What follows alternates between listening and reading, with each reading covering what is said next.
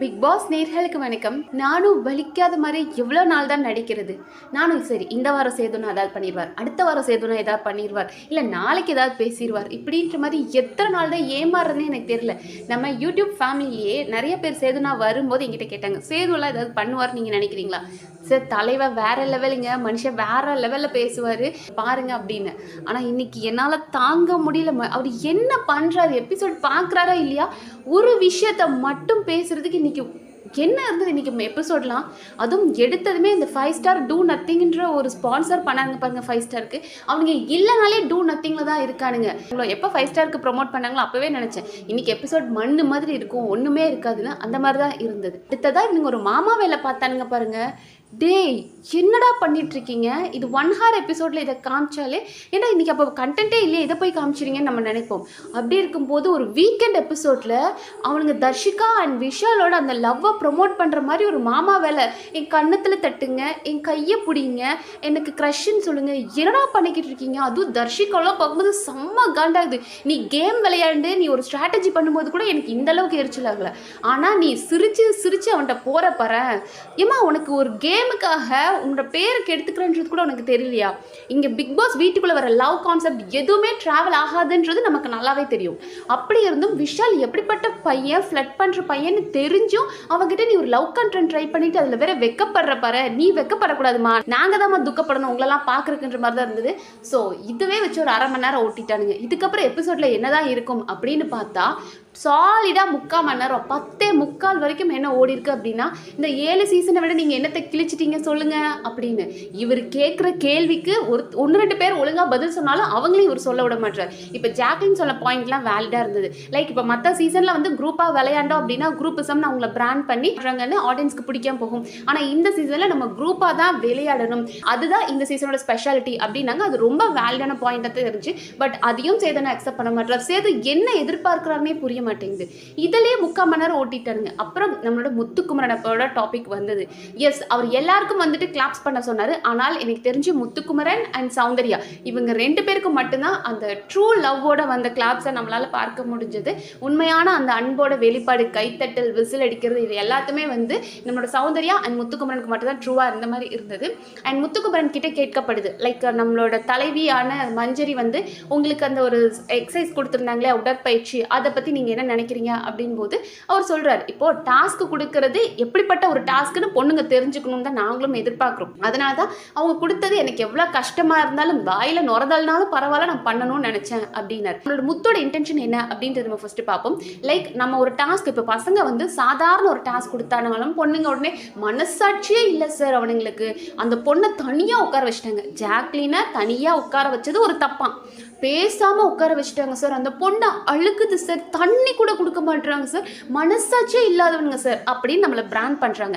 அதே மாதிரி ஆடியன்ஸும் என்ன சொல்றாங்க, என்னடா டாஸ்க் பண்ணிட்டு போறதுல உங்களுக்குலாம் என்னடா பிரச்சனை, தலையாடா போயிடும் பண்ண வேண்டியதானே அப்படின்னு. ஸோ எல்லா இடத்துலையும் பசங்களை ஒரு தப்பான இந்த டாஸ்க் கொடுக்கறதுல தப்பா பிராண்ட் பண்ணிட்டே எங்களை இருக்கீங்க இல்லையா, அப்படி நீங்க மனசாட்சியோட கிரிஞ்ச் இல்லாம என்னத்தை சூப்பரா பண்றீங்க நாங்க பாக்குறோம் அப்படின்றது அவர் அன்னைக்கே சொன்னார். அதனாலதான் இன்னைக்கு அவருக்கு கொடுத்த டாஸ்க் அது கஷ்டம்னு தெரிஞ்சாலும் அவர் பண்ணதுக்கு காரணம், நான் ஒரு டாஸ்க் கொடுக்கும்போது நான் மனசாட்சி இல்லாமல் கொடுக்குறேன்னு என்னை பிராண்ட் பண்ணல.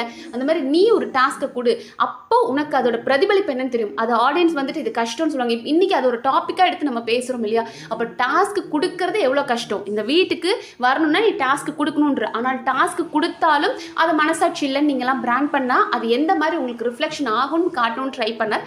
அதனால தான் அவர் என்ன சொன்னார்னா, என்னால் முடியலனாலும் இதை செய்வேன் அப்படின்னார். ஆனால் நம்ம மஞ்சரிக்கு என்ன பிரச்சனை அப்படின்னா, நான் வந்து டாஸ்க் பண்ண மாட்டேன், முத்து சொல்லணும், முத்துவால முடியாதுன்னு சொல்லணும், அதுதான் மஞ்சள் எதிர்பார்க்கறது. அவர் கேட்குறாரு இல்லையா, நான் இங்கே கொடுங்க நான் பண்ணுறேன், நீங்கள் என்ன தான் டாஸ்க் கொடுக்குறீங்க நான் பார்க்குறேன் அப்படின்னு அவர் ப்ரொவோக் பண்ணாருன்றாங்க இல்லையா. ஸோ அவனால் எல்லாமே முடியுன்ற திமிரு அவனுக்கு இருக்கு இல்லையா.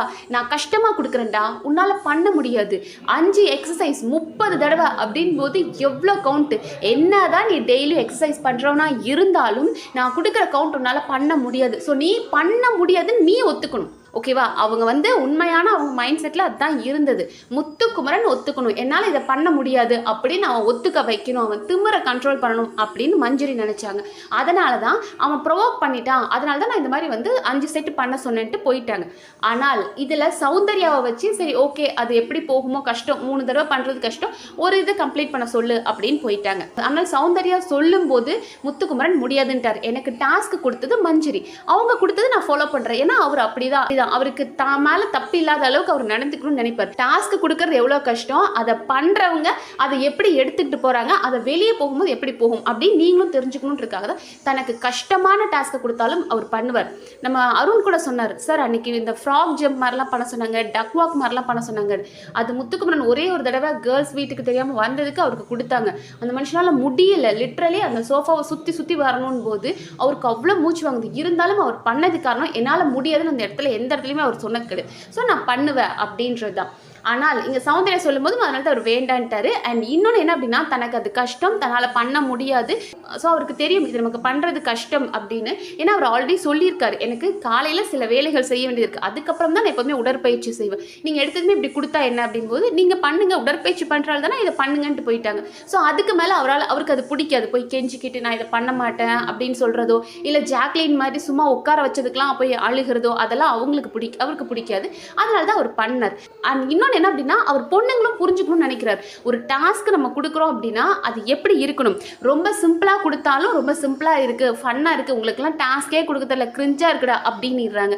ஸோ நம்ம கொடுக்குற டாஸ்க்குன்றது ஹார்டாக இருந்தது அப்படின்னா மக்களும் நம்மளை வெறுத்துருவாங்க, ரொம்ப இல்லாமல் இருந்தது ஃபன்னாக இருந்தது அப்படின்னா வீட்டில் இருக்கவங்களும் கிரிஞ்சுன்னிடுவாங்க. ஸோ டாஸ்க்கு கொடுக்குறதே எவ்வளோ பெரிய கஷ்டம். இவ்வளோ நாள் பசங்க நாங்கள் உங்களை கொடுமைப்படுத்தலை, நாங்கள் டாஸ்க்கை தான் கொடுத்தோன்னு பொண்ணுங்க புரிஞ்சுக்கணுன்றதுக்காக அவர் ட்ரை பண்ணார். இது அவங்களுக்கு மஞ்சரிக்கே தான் பேக் ஃபயர் ஆயிடுச்சு. ஓவரால் நான் இவ்வளோ நாள் மஞ்சரியை பார்த்த வரைக்கும் ஒரு விஷயம் புரியுறது என்ன அப்படின்னா, மஞ்சரியால் தன்னோட தப்பை அக்செப்ட் பண்ணிக்கவே முடியல. இப்போ வரைக்கும் அவங்களுக்கு வந்து அவன் என்னை ப்ரொவோக் பண்ணிட்டான் அதனால தான் நான் கொடுத்தேன்றாங்க. பட் மஞ்சரி என்ன ட்ரை பண்ணுறாங்க அப்படின்னா, முத்துக்குமரனால் முடியாது, எல்லா விஷயத்துலையும் நான் பண்ணுவேன்னு சொல்கிறேன் இல்லையா, அந்த முத்துக்குமரனால் பண்ண முடியாதுன்னு அவன் சொல்கிறத இவங்க கேட்கணும், அந்த ஒரு சந்தோஷத்தை இவங்க அனுபவிக்கணும்னு நினைக்கிறாங்க. அதனால் மட்டும்தான் அவனுக்கு நான் வந்து முத்துக்குமரா என் ஃப்ரெண்டுன்றனால தான் நான் கொடுத்தேன்னா, அவங்க ஃப்ரெண்டாக இருந்தாலும் டெய்லியும் எக்ஸசைஸ் பண்ணுறவளாக இருந்தாலும் இதை செய்ய முடியாதுன்னு அவங்களுக்கு தெரியும். அதை அவன் வாயால் சொல்லி நம்ம கேட்கணும்னு எதிர்பார்க்குறாங்க. அண்ட் இப்போ வரைக்கும் அவங்களோட ஈகோ நேச்சர் அவங்களுக்கு அதை விட்டு கொடுக்கவே மாட்டேங்குது. எல்லா இடத்துலையும் அது முதல் நாள் ஆரம்பித்த முத்துக்குமரன் எக்ஸசைஸ்ல இருந்து ஏத்து ராஜாங்கம் டாஸ்க்கை முடிச்ச வரைக்கும் அவங்களோட மிஸ்டேக்ஸ் அவங்க அக்செப்ட் பண்ணிக்கவே மாட்டாங்க. அதில் வந்து ஆர்கியூ பண்ணிக்கிட்டே தான் இருப்பாங்க. ஸோ ஒரு பேலன்ஸ்டான ஒரு பர்சனாக மஞ்சரி தெரியல.